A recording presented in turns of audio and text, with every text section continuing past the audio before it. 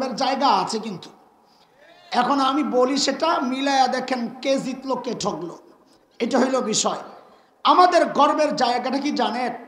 আমাদের গর্বের জায়গা হচ্ছে আমরা যারা মাদ্রাসার সাথে আছি, আমাদের গর্বের জায়গা হচ্ছে আমাদের শিক্ষার গোড়ায় মুহাম্মদুর রাসূলুল্লাহ সাল্লাল্লাহু আলাইহি ওয়াসাল্লাম। এটা আমাদের গর্বের জায়গা। আমরা লেখাপড়া যাই করি না কেন, মিলাইতে মিলাইতে শেষ খুঁজতে খুঁজতে যাওয়া শেষ যায় পাওয়া যায় কারে? মুহাম্মদ রাসূলুল্লাহ সাল্লাল্লাহু আলাইহি ওয়াসাল্লাম। যেমন আমি একটা উদাহরণ দিই তাহলে বুঝবেন। দেখেন আমরা বুখারী শরীফ পড়েছি, এখানে অনেক আছেন বুখারী পড়েছেন, ওস্তাদও আছেন, আমিও আলহামদুলিল্লাহ পড়েছি। প্রথম হাদিস ইন্নামাল আ'মালু বিন্নিয়াত আল হাদিস, লম্বা হাদিস। এই হাদিসটা আমি তো ঢাকার ফরিদাবাদ মাদ্রাসায় পড়েছি। আমার উস্তাদ মুহতারাম শেখুল হাদিস আল্লামা আব্দুল হাফিজ রহমতুল্লাহ আলাইহি। আমি দেওবন্দ মাদ্রাসায় পড়েছি। আমার উস্তাদ মুহতারাম শেখুল হাদিস আল্লামা নাসির খান রহমতুল্লাহ আলাইহি। আমার এই দুই উস্তাদের উস্তাদ একজন শেখুল আরব ওয়াল আজম হযরত হুসাইন আহমদ মাদানী নব্বরাল্লাহু মারকাদাহ। তার উস্তাদ ছিলেন এই হাদিসের শেখুল হিন্দ মাহমুদ হাসান দেওবন্দি রহমতুল্লাহ আলাইহি। তার উস্তাদ ব্রিটিশ বিরোধী আন্দোলনের অন্যতম সিপাহ সালার মুজাহিদে মিল্লাত কাসিমুল উলুম আল খায়রাত ইমাম কাসিম নানুতুবি রহমতুল্লাহ আলাইহি। তার উস্তাদ শাহ আব্দুল গনি মুজাদ্দিদ দেহলভি রহমতুল্লাহ আলাইহি। তার উস্তাদ শাহ মোহাম্মদ ইসহাক আদ-দেহলভি রহমতুল্লাহ আলাইহি। তার উস্তাদ শাহ আব্দুল আজিজ মুহাদ্দিস দেহলভি রহমতুল্লাহ আলাইহি। তার উস্তাদ শাহ ওয়ালিউল্লাহ মুহাদ্দিস দেহলভি রহমতুল্লাহ আলাইহি। তার উস্তাদ আবু তাহের আল মাদানী রহমতুল্লাহ আলাইহি। তার উস্তাদ ইব্রাহিম কুর্দি রহমতুল্লাহ আলাইহি। তার উস্তাদ আহমদ আল কুশাশি রহমতুল্লাহ আলাইহি। তার উস্তাদ আহমদ আশ-শিন্নাবি রহমতুল্লাহ আলাইহি। তার উস্তাদ জৈনুদ্দিন আল মিসরি রহমতুল্লাহ আলাইহি। তার উস্তাদ মুহাম্মদ আর-রমালি রহমতুল্লাহ আলাইহি।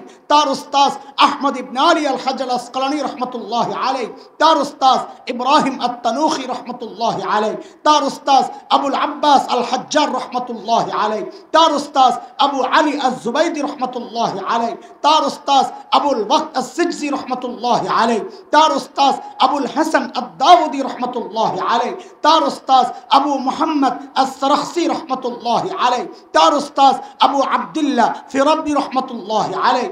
তার উস্তাদ মুহাম্মদ ইবনে ইসমাঈল ইমাম বুখারী রহমতুল্লাহ আলাইহি। তার উস্তাদ হুমায়দি রহমতুল্লাহ আলাইহি। তার উস্তাদ সুফিয়ান আস-সাউরি রহমতুল্লাহ আলাইহি। তার উস্তাদ ইয়াহইয়া ইবনে সাঈদ আল আনসারী রহমতুল্লাহ আলাইহি। তার উস্তাদ মুহাম্মদ ইবনে ইব্রাহিম আত-তাইমি রহমতুল্লাহ আলাইহি। তার উস্তাদ আলকামা ইবনে ওয়াক্কাস আল-লাইসি রহমতুল্লাহ আলাইহি। তার উস্তাদ উমর ইবনে আল-খাত্তাব রাদিয়াল্লাহু আনহু। তার উস্তাদ মুহাম্মদুর রাসূলুল্লাহ সাল্লাল্লাহু আলাইহি ওয়াসাল্লাম।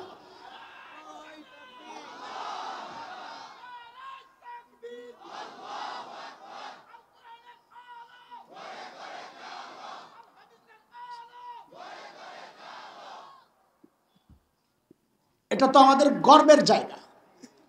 আমাদের গর্ব আমাদের শিক্ষার গোড়ায় মুহাম্মদুর রাসূলুল্লাহ সাল্লাল্লাহু আলাইহি ওয়াসাল্লাম। আপনারা যারা দ্বীনি শিক্ষার সাথে নাই, আমি আবারও বলছি, ক্ষমা চাইয়ে নিচ্ছি, কষ্ট নিয়েন না, মাফ করে দিয়েন আমাদেরকে।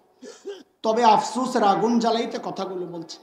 আপনারা যারা এই শিক্ষার সাথে নাই, জেনারেল শিক্ষায় শিক্ষিত হয়েছেন, গর্ব অনেক, অস্বীকার করছি না, কিন্তু আপনাদেরকে একটু জিজ্ঞেস করতে চাই বিনয়ের সাথে, আপনাদের শিক্ষার গোড়ায় কে? কোত্থেকে আসছে আপনাদের এই শিক্ষা? আপনি গোড়া খুঁজে পাবেন না। কিন্তু বিষয় এটা না দোস্ত, এই গর্বের পরিচয় দেওয়ার জন্যে মৌলবীরা আল্লাহর কাছ থেকে একমাত্র ঠিকাদারি লইয়া আসে নাই। এই গর্বের পরিচয় দেওয়ার অধিকার আপনারও ছিল, সুযোগ আপনারও ছিল, পারছেন না কেন? কারণ কুচক্রীরা আপনাদের সামনে এমন এক সিলেবাস পেশ করেছে, যেই সিলেবাস পড়ে এই গর্বের পরিচয়টা দেওয়া যায় না। আপনাকে, আপনার সন্তানকে বঞ্চিত করা হয়েছে। শুধু তাই না, আমাদের আরেকটা গর্বের পরিচয় কিন্তু আছে। আমরা কার সন্তান বলেন?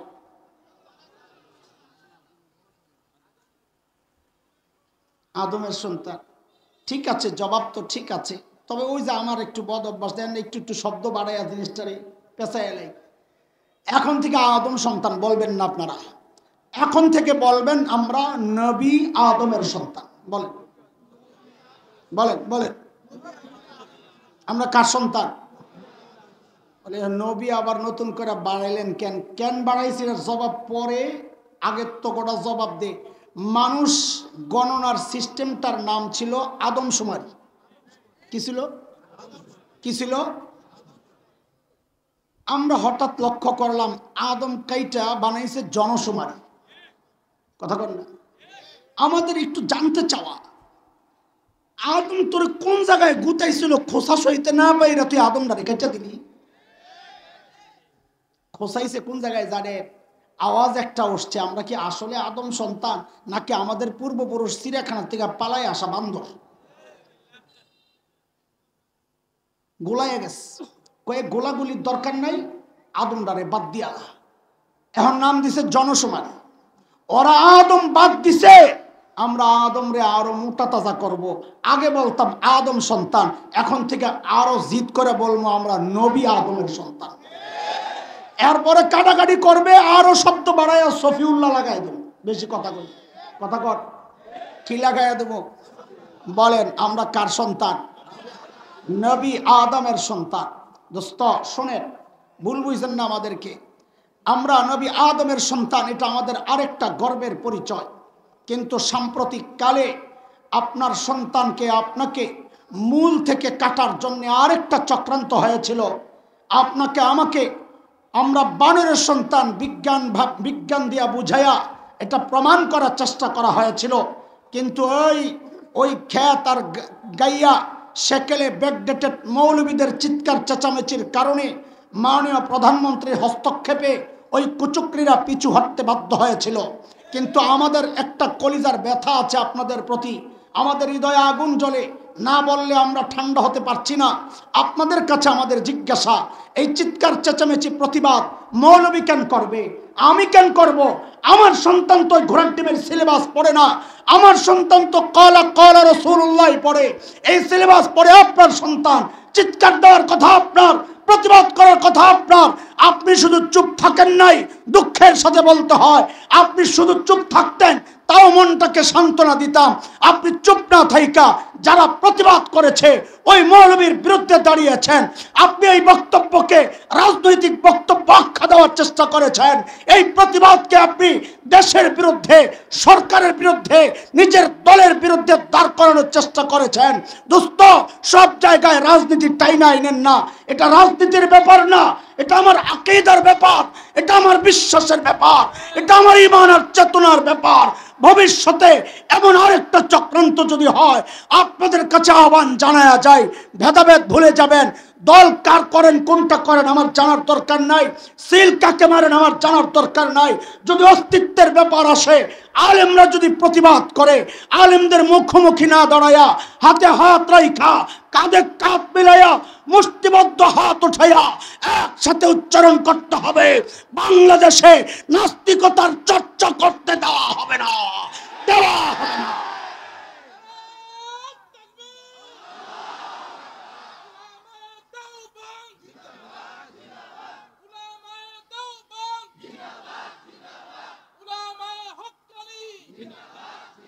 বলেন সমস্যা কয়টা? সমস্যা, সমাধান, আবার আবার পিছনের পড়া মুখস্থ। সমস্যা জাহালত, অজ্ঞতা, চারিত্রিক অধপতন। সমাধান দুইটা, আল্লাহ শিক্ষক বানাইছেন জাহালত দূর করতে, উন্নত উত্তম চরিত্র দিয়েছেন চরিত্রহীনদেরকে চরিত্রবান বানাতে। আল্লাহর হাবিব ওই দুই মিশনে যখন মেহনত শুরু করলেন, আহারে ওই জাহেলদের, মূর্খদের, বর্বরদের পরিচয় এখন পাল্টায় গেছে। বলে নতুন পরিচয়, বলে আমি কি বলবো? মালিককে জিজ্ঞেস করো না।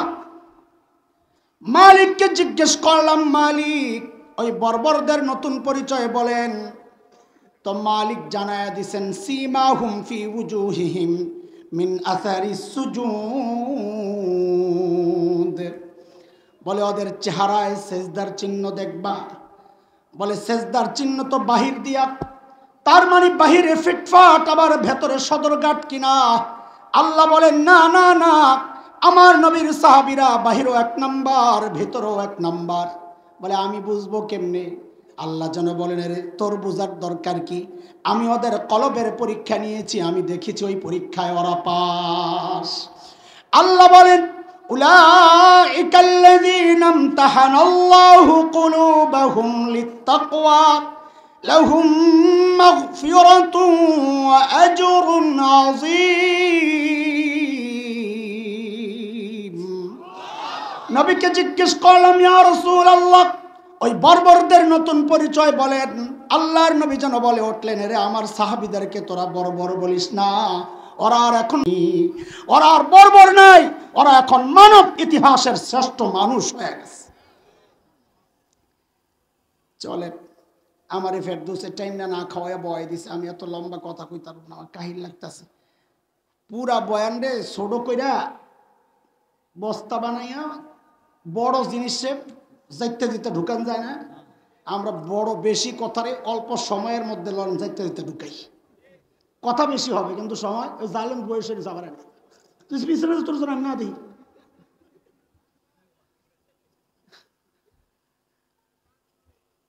আপনারা ওয়াজ আজকে দিয়ে যাইবেন করে না বাইক পেয়ে যাবেন? কোন বাইক নিবেন? তো বাইক নিলে মুখস্থ করা লাগবে না? মুখস্থ করার জন্য বুঝা লাগবে না? তো চলেন আপনারা যেন বুঝেন, মুখস্থ হয়, বাড়ি নেওয়া সহজ হয়। পুরা বয়ানটাকে একটা সুতার মধ্যে গেঁথে দিই। এই শুরু থেকে এই পর্যন্ত যে কথাগুলো বলেছি, সামনে যা বলবো ইনশাআল্লাহ পুরা বয়ানটা 6 কথার বয়ান। বলেন, মুখস্থ করা লাগবে তো? কয় কথা? পোলাবেন কথা ক মাদ্রাসার পোলাবেন যেগুলো আসো, যদি পড়া না পারস রে বাতি যা, আমি কিন্তু মুরগি বানায় থুয়া তুমি। কয় কথা? কয় কথা? 6 কথা। সাহাবায়ে কেরামকে নিয়ে 3 কথা, এই 3 কথা এই পাশে। আমার মতো জাহেলকে নিয়ে 3 কথা। কয় কথা হইল? আমি বলি, আমার সাথে বলবেন, যা বলি তাই বলবেন, তো মুখস্থ হবে। সাহাবায়ে কেরামকে নিয়ে বলেন, ওরা ছিল কি? বলেন বলেন বলেন। না না জবাব দিয়েন না, আমি যা বলি তাই বলেন। বলেন, ওরা ছিল কি? সবাই বলেন, ওরা ছিল কি? অবাক হওয়ার মতো একটা ভাব নিয়ে বলেন, হইল কি? আবার আবার, ওরা ছিল কি? হইল কি? মাঝখানে ঢুকলো কি? আচ্ছা আগে বুঝেন তো, বলতে মজা লাগবে। ওরা ছিল কি? ছিল মানব ইতিহাসের সবচাইতে খারাপ মানুষ। হয়নি বারবার এই কথা করতে কর, বারবার হিসাব সোজা। ডাক্তার যেহেতু সবচাইতে বড়, বোঝা গেল রুগীও আসিল সবচাইতে বড়। তো ছিল কি? সবচাইতে খারাপ মানুষ। হইল কি? সবচাইতে। আশ্চর্য কথা, ক্লাসের সবচাইতে নিচের ছাত্র যত চেষ্টাই করুক 1 নম্বর উতারেও, হ্যাঁ পারে বলে মারসিনস। আমিও মনে করতাম পারে। শোন, আমি যখন ফরিদাবাদ মাদ্রাসা এসে ভর্তি হয়েছি, হুজুররা বুঝবে, তাইসির জামাত মানে প্রথম ক্লাস, তো 3 পরীক্ষায় ফার্স্ট। পরের বছর পরের ক্লাসে উঠছি মিজান জামাতে। তা আব্বার একদম শেষ পর্যন্ত আব্বা এই ডিউটি আমার পিছনে করছেন। পরীক্ষায় যা নাম্বার পাইছি আমি, 1 নাম্বার, 2 নাম্বার যে তার নাম্বারও জমা দেওয়া লাগতো, 3 নাম্বার যে তার নাম্বারও জমা দেওয়া লাগতো। এই 2 জনের, আমার পরের 2 জনের কোনো সাবজেক্টে তাদের চেয়ে নাম্বার আমি কম পাইছি কিনা ওইটারও জবাব দেওয়া লাগতো আমার। পরের পরীক্ষায় আগের পরীক্ষার চেয়ে কোনো কিতাবে নাম্বার কম পাইছি কিনা ওইটারও জবাব দেওয়া লাগতো। তো জিজ্ঞেস করছেন, এই গত বছর তো ফার্স্ট হয়েছে, এবার কি হইব? বলছে, আব্বা একটু ডর লাগতাছে। কিসের ডর? গত বছর একটা ছেলে জাহিদ না, ও মিজান পড়ছিল, এই বছর আবারও পড়বো বলে, এটাই ডর লাগতাছে। তা আব্বা হাসতে হাসতে শেষ। যারে বোকা, গত বছর যে ফেল করছে ওই তো এই বছর আবার পড়বো, পাশ করলে তোর এই বছর আবার পড়তো না, আর যে ফেল করছে ওর জিন্দিগিতে ফার্স্ট হইতো না, তুই ডরাস কেন? সাহাবায়ে কেরাম ছিলেন দুনিয়ার সবচাইতে খারাপ মানুষ। আশ্চর্য, সবচাইতে খারাপ মানুষ আবার সবচাইতে ভালো মানুষ কেমনে হয়? কিসের ছোঁয়া লাগলো রে? মাঝখানে কি ঢুকলো রে? বলে মাঝখানে ঢুকছে কোরআন আল কারীম। কি ঢুকছে? কি ঢুকছে? তো এইবার বলেন, ওরা ছিল কি? হইল কি? মাঝখানে ঢুকলো কি? কয় কথা হয়েছে? এই পোটলারে গিট্টু লাগান, রাখেন, আমি আইসা পরে পোটলা খুললে এরপরে আবার কথা কব। আপাতত পোটলা একটা বানলাম, ঠিক আছে? চলে। আরেক পোটলা বানাই। আমার মতো জাহেল যারা, তাদেরকে নিয়ে 3 কথা। দেখেন সাহাবায়ে কেরাম যে জাহালত ছাড়লেন, নারী, মদ, জুয়া, ঘুষ, সুদ, মারামারি, হানাহানি, কাটাকাটি, ডাকাতি, গোত্রীয় লড়াই সব ছাড়লেন। আমরা কি করলাম? সব ধরলাম। কথা ঠিক না বেঠি? সাহাবায়ে কেরাম যে কোরআন ধরে সর্বশ্রেষ্ঠ হয়ে গেলেন, আমরা সেই কোরআনকে ছাড়লাম। ঠিক? এটা আমাদের জন্য গর্বের কাজ হয়েছে না আফসোসের? তো এইবার বলেন আমাদের 3 কথা বলেন। ধরলাম কি? আফসোসের ঢঙে বলেন ছাড়লাম কি? আরে একটু আফসোসের ভাবলেন না? ধরলাম কি? ছাড়লাম কি? এইরকম হাত ওঠান, হাত ওঠান, এরকম হাত ওঠান। কপালে একটা জোরে বাড়ি মারবেন আর বলবেন আহারে করলাম কি? না, আহারেটা বিষয়টা আমার পছন্দ হয় না। কলিজার এমন গোড়ার থেকে বাইর করতে হইব যেন পোড়া গন্ধা নাকে আসে। বেটা আফসোসটা আপনার কেমন লাগতেছে আহারের উচ্চারণ দিয়ে বোঝা যাবে। আমাদের খোরশেদ আলম কাসিমি ভাই মাঝে মাঝে একটা আহমার, আরে বাপ রে বাপ, সিফত মাখরাজ পুরা 100 বলেন ধরলাম কি? ছাড়লাম কি? আরে করলাম কি? কয় কথা হয়েছে? গিট্টু গিট্টু পোটলা ঢুকান, ঢুকাইছেন? গিট্টু লাগান, রেখে দেন। চলেন আগের পোটলা খুলি। মনে আসেনি? আগের পোটলায় কাদের ব্যাপারে কয় কথা? কয় কথা বলেন তো? 3 কথা। ওরা ছিল কি? হইল কি? মাঝখানে ঢুকলো কি? আচ্ছা বসে যাই, ঠিক আছে। চলেন এই এই এই পোটলার একটা উদাহরণ দিব ইনশাআল্লাহ। আর ওই পোটলা খুইলা সুযোগ থাকলে সমাজ বাস্তবতায় কিছু উদাহরণ দিব। বাস বয়ান শেষ। দেখছেন কত ছোট করে লাইলাম? সব ছোট ছোট না মিয়া, ভিতরে জিনিস বেশি। মেমোরি কার্ড দেখছেন না? মেমোরি কার্ড বানাইলাম আর কি, কিন্তু এখন শুরু হইব ওপেন করা। পোটলা কয়টা? সময় থাকলে 2 পোটলা পকেটে ভইরা এরপরে মাথায় দিয়া দেবো গাঠটি একটা ইনশাল্লাহ। ঠিক আছে ইনশাল্লাহ? 3 জিনিস লয়ে বাড়িতে যাইবেন দোয়া করতে করতে হুজুরের সাথে। ওই যে সাহাবায়ে কেরাম ছিলেন কি, হইলেন কি? মনে আছে তো? ওরা ছিল কি? একটা উদাহরণ দিয়া দেখাই কি মানুষ কোরআনের ছোঁয়ায় ইসলামের ছায়াতলে এসে প্রিয় হাবিব সাল্লাল্লাহু আলাইহি ওয়াসাল্লামের উন্নত আখলাক আর চরিত্র মাধুর্যের সোহবতে কি মানুষগুলা কি হয়ে গেছে। আল্লাহর নবীর এক সাহাবী হযরত সাঈদ ইবনে আমির আল জুমাহি রাদিয়াল্লাহু আনহু। দেখেন গল্প করে করে টাইম নষ্ট করার সময় আমাদের হাতে নাই। আমি যে গল্প শোনাচ্ছি গ্রহণযোগ্য কিতাব থেকে নেওয়া। আরবের বিখ্যাত লেখক আব্দুর রহমান রফাত বাশা রাহিমাহুল্লাহ গোটা আরবের সমাদৃত তার একটা কিতাব আছে সাহাবীদেরকে নিয়ে লেখা, সুয়ারুম মিন হায়াতিস সাহাবা। ওই কিতাবের প্রথম ঘটনা এটা, যেটা আমি আপনাদেরকে শোনাতে চাচ্ছি। কি সমস্যা?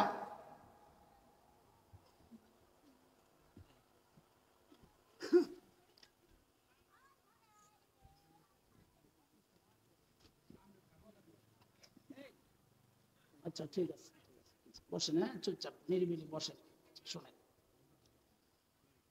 কথা বললে তো আমি হারাইয়া যাবো। আমি তো লাইনে চলতেছি, লাইনের কথা একটু এলোমেলো হইলে বেলাইন হয়ে যাবো। শেষে আপনারা ঠকবেন, আমার তো কিছু না। আমার তো বেশি খিদা লাগলে আমি ছেড়ে দেবো। ঠিক আছে, শোনেন। ওনার দিকে তাকান আর সবাই আমার সাথে পড়েন, আলহামদুলিল্লাহিল্লাযী আফানি মিম্মা ইবতালাকা বিহি মিম্মা ইবতালাকা বিহি ওয়া ফাদ্দালানি আলা কাসীরিন মিম্মান খালাকা তাফদীলা। হযরত আব্দুল্লাহ ইবনে ওমর রাদিয়াল্লাহু আনহুমা বাবা ওমর রাদিয়াল্লাহু আনহু থেকে বর্ণনা করেছেন হাদিস, কোন বিপদগ্রস্ত ব্যক্তিকে দেখে কেউ যদি এই দোয়াটা পড়ে মৃত্যু পর্যন্ত আল্লাহ তাকে এই বিপদে ফেলবেন না। সুবহানাল্লাহ। এই জন্য যে কোনো বিপদগ্রস্ত মানুষকে দেখলেই এই দোয়া পড়বেন। ওলামা একরামের কাছ থেকে দোয়াটা শিখে নেবেন, খুব জরুরি। কাউকে অ্যাক্সিডেন্ট হইতে দেখছেন, দেখে দোয়াটা পড়েন। কেউ ভিক্ষা করতেছে, দোয়া পড়েন। কাউকে জেলে যাইতে দেখতেছেন, দেখে দোয়াটা পড়েন। ইনশাআল্লাহ আল্লাহ এই বিপদ থেকে আপনাকে বাঁচাইয়া দিবেন ইনশাআল্লাহ। আচ্ছা, বলতেছিলাম হযরত সাঈদ ইবনে আমের আল জুমাহির কথা, মনে আছে নি আপনাদের? আচ্ছা আচ্ছা, মুসলমান হয়েছেন একটু দেরিতে, হিজরতের পর। হযরত খাব্বাব রাদিয়াল্লাহু আনহুর শাহাদাতের দৃশ্য দেখে মুসলমান হয়েছে। হিজরতের পর মুসলমান হইলে, দেরিতে মুসলমান হলে কি হবে? ঈমান ছিল বড় পাক্কা। কতটা পাক্কা একটা উদাহরণ শুনলেই বুঝবেন। সাইয়েদনা ওমর রাদিয়াল্লাহু আনহু যখন খলিফা, ওমর নরম না গরম? গরম। কেমন গরম? অনেক গরম। না, আচ্ছা আচ্ছা, ঠিক আছে। কতটা গরম একটা হাদিস শুনলেই বুঝতে পারবেন। নবী আলাইহিস সালাম বলেছেন, ওমর যেই রাস্তা দিয়া চলে, শয়তান ডরে আর ওই রাস্তায় থাকে না, আরেক রাস্তায় চলে যায়।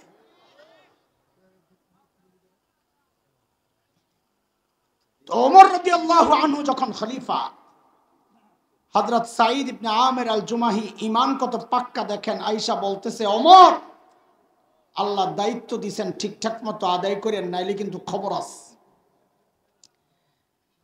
এতটা সাহস কই পাইল? কলিজায় এত সাহস কোত্থেকে আসলো? মানুষ নিজে যত সৎ হয়, তার সাহসও তত উঁচা হয়। নিজের মধ্যে 2 নম্বরই থাকলে কথা বলবে মিনমিন মিনমিন কইরা, আর তেলের দাম বাড়াবে। হযরত ওমর যখন এই কথা বলছেন, হযরত ওমর ধরছেন, মিয়া সব দায়িত্ব আমার কাঁধে চাপায় দিয়ে আমারে ওয়াজ কর, তোমরাও কিছু কাজের ভাগ লও। তো জোর করে ধরে সিরিয়ার এক শহর হিমসের গভর্নর বানাইয়া পাঠাইয়া দিছেন।